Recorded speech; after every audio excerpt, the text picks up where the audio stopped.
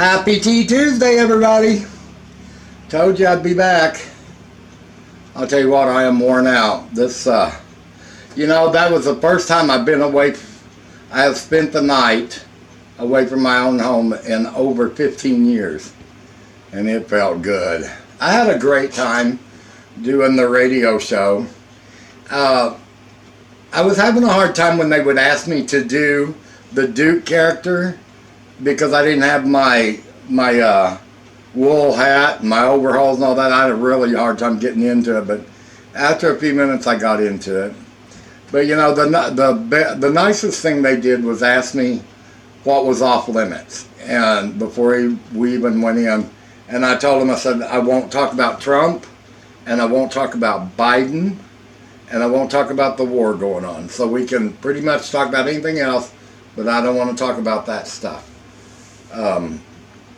But it was a great time. And then in the 10th or 11th is when I go do the PBS show, which is going to be about 24 hours of filming, not straight, but it's going to be about 24 hours of filming to get a 30-minute show. So I'm kind of dreading it because today it was 81 degrees and it was so hot. And when I wear the Duke's button-up shirt with those overalls and that wool hat, oh my gosh.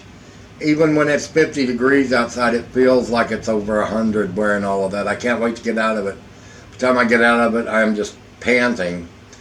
Anyway, happy Tea Tuesday, and today I'm having green tea. I wanted to tell you guys, I am so hooked. I used to hate doing grocery shopping. I discovered Walmart pickup service. Yes. I got online, ordered my groceries, paid for them online. You have a certain time to be there, and you park in a certain spot, and then you text them and tell them where you're parked, and you get back in your car. I unlocked my trunk, then got back in my car. They brought all my groceries out, loaded them up, and I drove away. Didn't have to step in that store one time. And the tip and all of that for that person is added onto the bill. And I absolutely loved it. Got everything I asked for. I spent $180, and the bill was $203.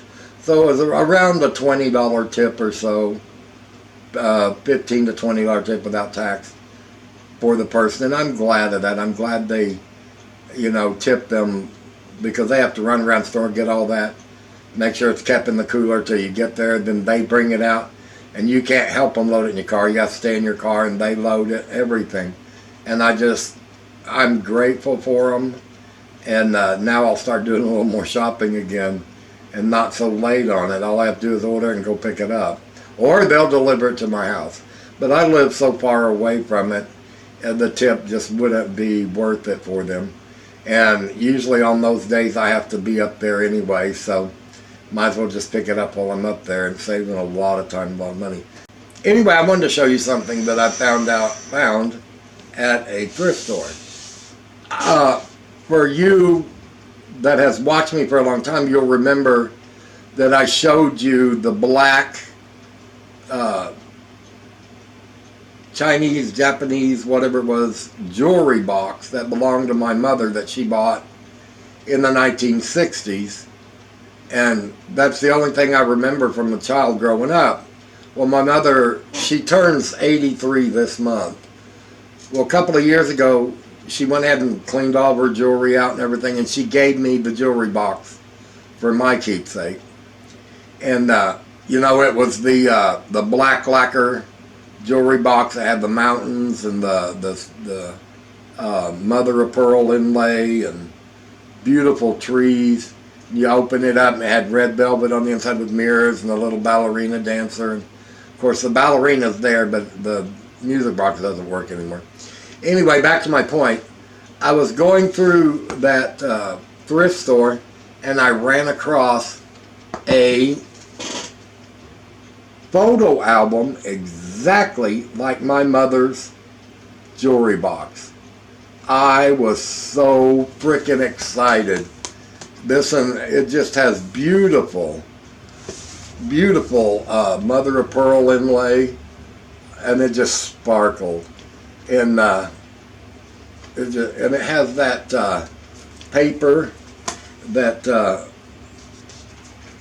is in between the pages, so when you put your photos in, you fold this down so the back of this page isn't on your photographs. Well, anyway, I was going through it once I got it home, and it's just really in good shape. And anyway, I was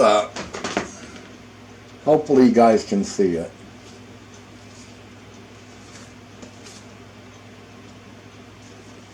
I love the way it's tied.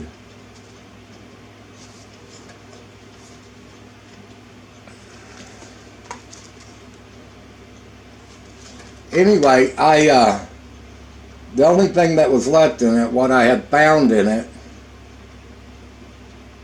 can you guys see that? I'm trying to get close enough so you guys can get a good look. I can't really tell in the camera whether you guys can even see it or not.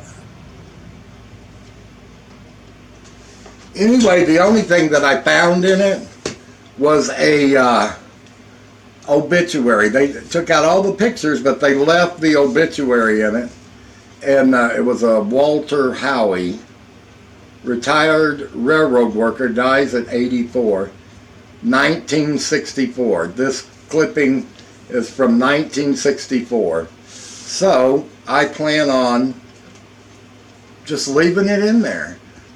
I don't know who the guy is or anything, but if it's been in there that many years, I'm going to keep it in there, no matter what I put in it, if I put anything in it. But I just fell in love with that. Anyway, I just wanted to come on, let you guys know I'm back. I'm going to try to start doing a little bit of cooking videos again. I think I'm going to do a homemade calzone. I might do a 1970s recipe for roast beef, a roast. I bought a smaller roast, couldn't afford one of medium sizes. But anyway, I have a recipe to how to cook a recipe for how to do a roast in 1970. My mom used to do it all the time, and I absolutely loved it. So I'm going to give that a try. But anyway, I just come on to let you guys know I'm back, and I had a great time, and I'm feeling really good right now. The weather is sunny, but now it's time for me, now that I'm back, I got to get it kicked in and get some stuff around here done. I got some pots and stuff ready. I got to start getting some seeds in. And that's going, before I put them in the actual ground, that's going to give me about 8 weeks of growth now that I have my greenhouse. And I went and bought some old baking pans from the thrift shop, the smaller ones, to put my plants in, because I needed something a little heavier inside of that greenhouse, because around here it's been so windy.